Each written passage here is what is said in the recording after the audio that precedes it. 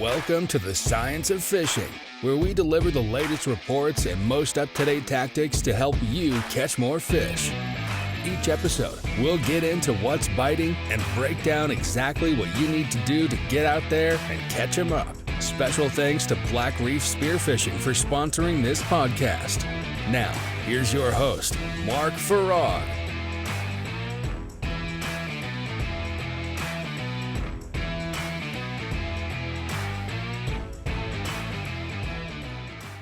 What's going on, everybody? I'm here today with Neidorf. We're here at How You Reelin Tackle up in, where are we? Fort Lauderdale? Fort Lauderdale, Florida. Okay, we're up here in Fort Lauderdale.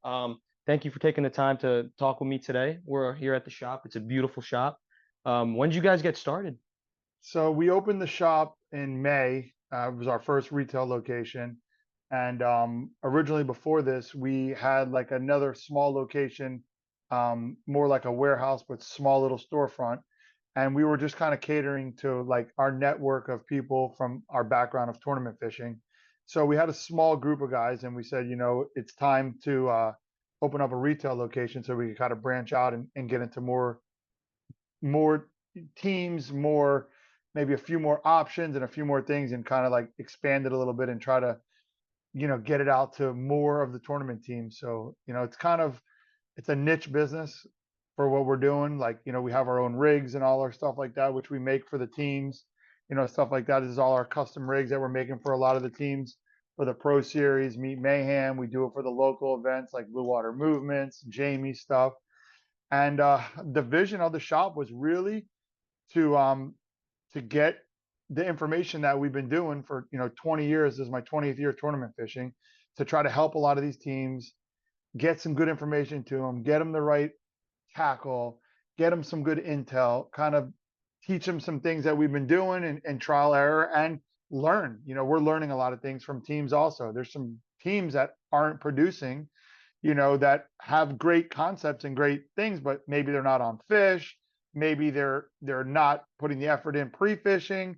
Maybe they don't have the right boat. You know, maybe they got one or two good guys. So we've been kind of just going over things with people and just trying to help everyone improve and take teams that are, you know, constantly in the top 15 or top 20 and try to make them a top 5 team, you know. Sure. That's kind of been our goal, and kind of this business has just been fueled by tournament fishing. What kind of tournaments do you cater to? Because for the people that don't know, meat fishing or sail fishing, or what kind of stuff are we doing? The majority of our fishing that we cater to would be meat fishing and a lot of king fishing. Okay. As crazy as it sounds, I know they're kingfish and people are like, I hate them, I don't want to eat them. But the bottom line is, it's a lot of tournaments are based around them.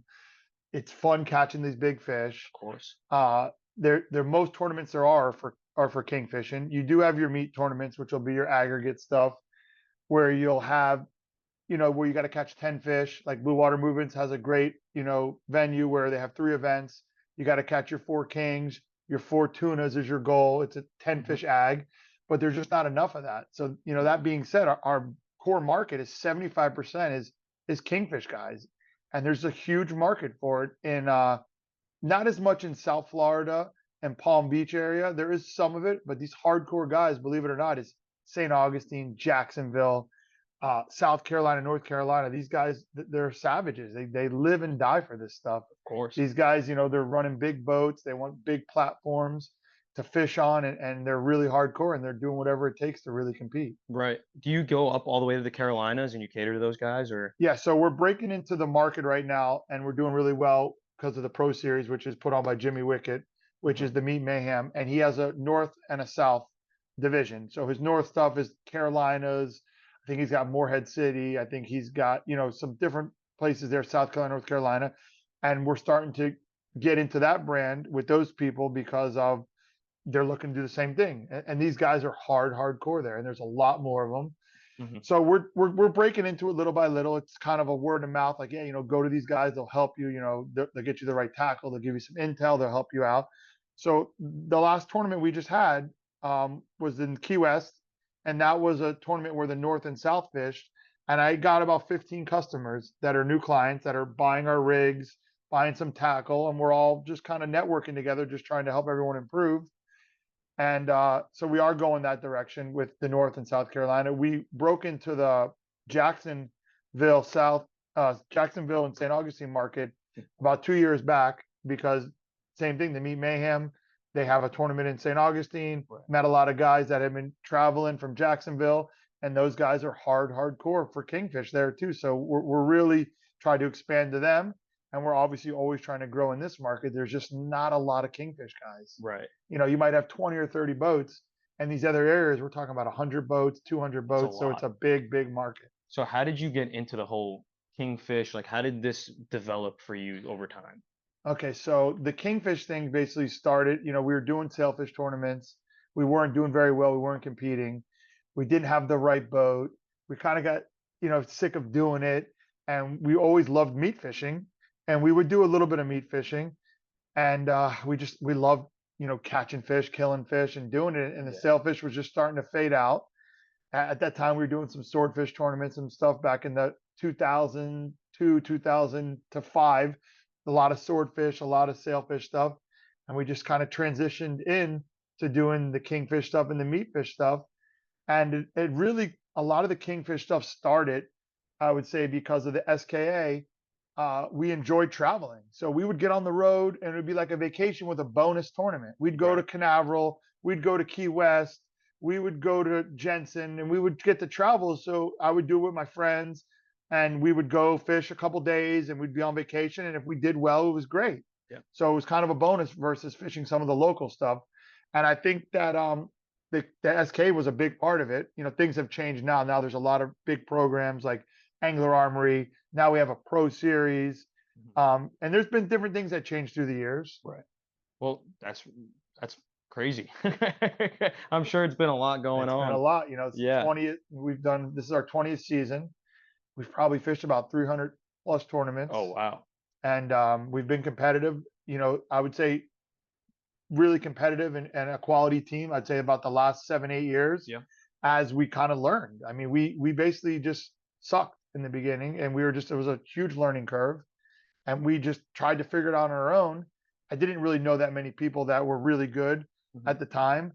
And it's like now there's a lot of people, and I highly recommend, you go fish with somebody that's been doing this for 10, 15 years. Go fish with them for a year or two and let them bring you up to speed. Save your money, save your time, and learn. There's so many good guys. Like if I would have known now what I know, you could have went with, fished on a team with like a, Chippy from Chips Ahoy. You could have went with Chris Meeks from Flight Plan, or Art Sapp, Native Son, or there's so many of these guys, Chris Lemieux. Yeah. There's a lot of guys that could have, brought you up to speed on what they're doing, and a lot of these kingfish teams, and it's just a huge learning curve. And Yeah. I've seen it myself where I've been able to help a lot of people that come fish with us, and then they're able to apply what we've learned. Well, that's awesome. And then there's just a handful of guys. You got guys like Alex from Supremacy, Burgess, guys like that. I mean, he's teaching people all the time, and he's created a lot of really good fishermen. You got guys like Carl Torreson, Slob City. And these are guys that if you got an opportunity, you can get on their boat. And, these guys are going to bring you up to speed of 10, 15 years of fishing. And they don't mind teaching. They're there. Look, they're looking for people on their boat that are good. They're looking for workers. And it kind of goes together hand in hand. Like you pick up a couple guys, they're hard workers. There might be some young kids. Everyone needs people. You need a team. Of course. So in return, they get to learn. And you go out there and you work hard and you get to learn. So it kind of goes hand in hand. Everybody scratches each other's back. I never got to do that, which, kind of put me back 10 years. Yeah. But I learned a lot from networking with my people. Slob City, huge network, taught me a lot. We learned a lot from each other. Alex, from Supremacy. I learned a lot from guys like Casey Hunt, which forgot to mention him. The guy's an extreme stud. His understanding of fishing is just on another level. Really? The guy really just gets things. And he taught a lot of these other guys that I had mentioned a lot of stuff. And so, I just kind of learned from networking back and forth. We're trying this, we're doing this, this isn't working. Well, how can we be better? What did we do wrong? And just failure after failure, we're like, we got to get better. Like, I don't want to keep losing. Of course. So that was kind of a big reason for the shop too, to try to help other people and have them do well, improve, have a good day, don't feel discouraged, and know that we're there to help them. And obviously make a little bit of money while we're doing it. But money's always been just a byproduct of the business. Right. There's a passion for fishing over the money. Yeah. 100%. Well, what have you seen over the years that you've experienced these tournaments and fished with these guys? And developed your own kind of thing, what have you seen that's like been the most innovative thing, or what techniques have you been able to see that like have changed the game for you? I think the kite fishing was huge in king fishing. I remember when I started doing it because I came from sail fishing and doing a lot of the kite stuff in Miami, which I had learned from some friends down there. And we started putting the kite up kite fishing, and people thought it was nuts. And Yeah. we started producing big fish coming up on the kite fish that didn't want to eat, maybe on a slow troll or stuff like that. In certain conditions, the kite just gets bites. Yeah. 10, 12 years ago, people thought it was nuts to fly the kite. You'd see one or two boats. Now you see, you'll see 25% of the fleet doing it. Even the hardcore guys that are coming from the north that really haven't transitioned into it yet. Right. But we've taught some guys about it. We got a boat next gen, some kids, very good fishermen. They're out of St. Augustine. They started doing the kite. It's working for them. Their buddies got you another pro team, Yeah. younger kid fishes with his dad. They're doing the kite.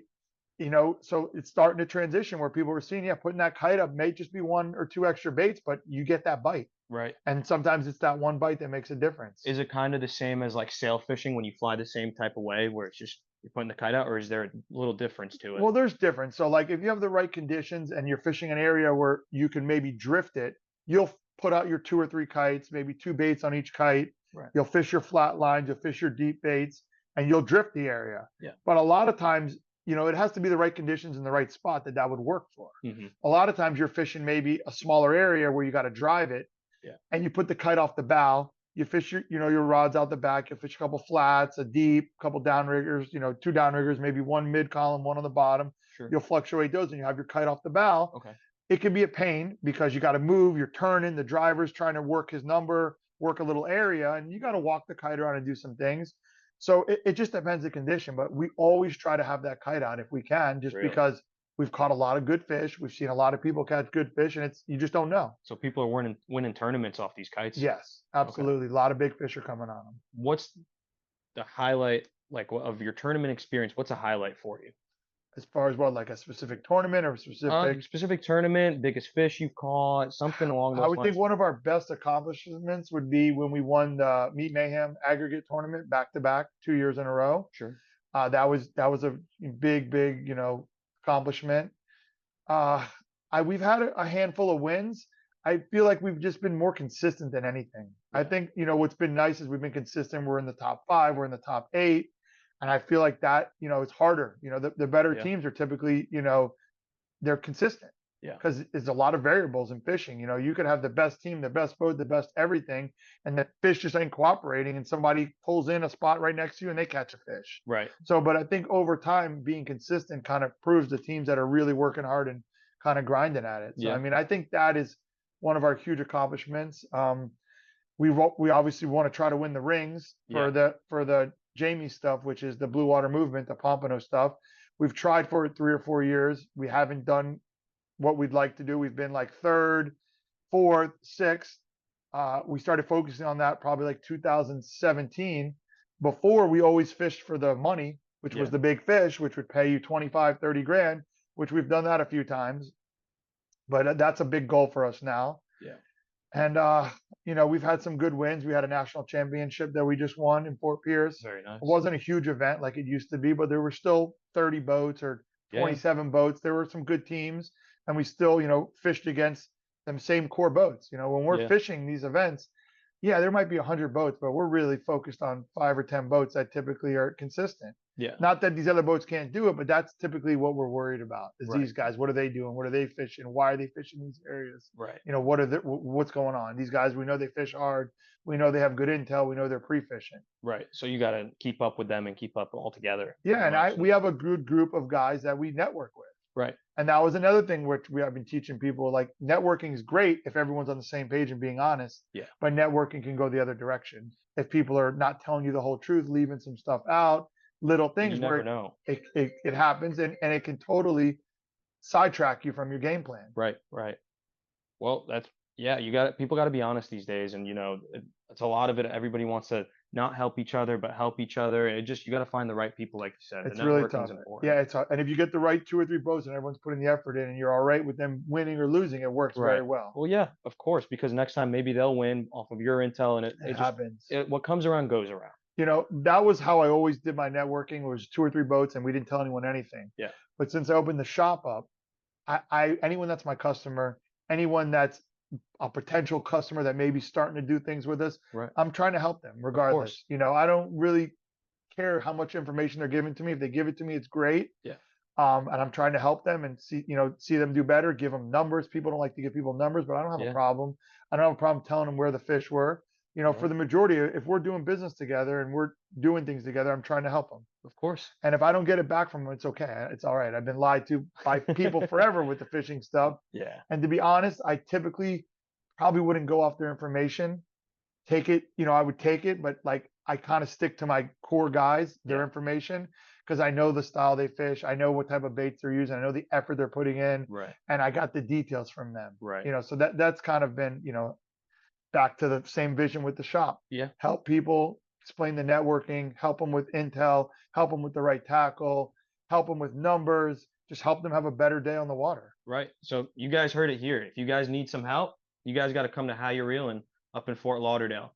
So do you have a fish that stands out to you that you've caught, whether kingfish, marlin, sailfish, anything?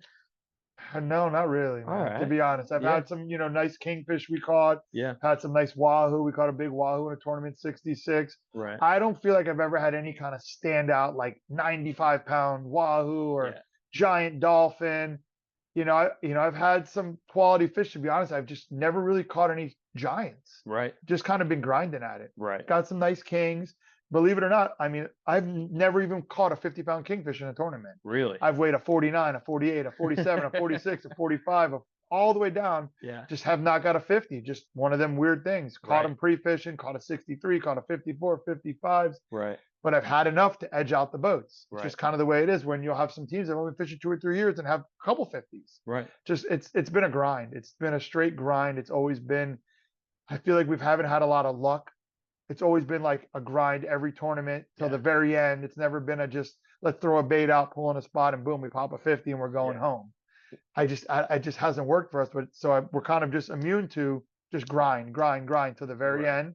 And my team gets it, and no one's discouraged. Doesn't matter how much time's left because we've done it in the last 30 minutes. Right. Yeah. You pull out a fish in the last 30 minutes and you win the tournament. It's just It can happen. anything can happen. Yeah. So Would you say in your experience, the fishing's gotten better or worse over the years?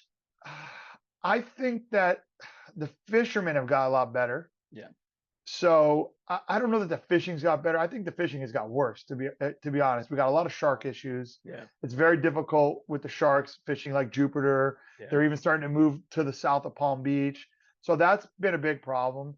I feel like it's really conditions. I feel like on the right conditions, the fishing can be excellent. Yeah. I think overall some of the tournaments maybe need some adjusting based on dates.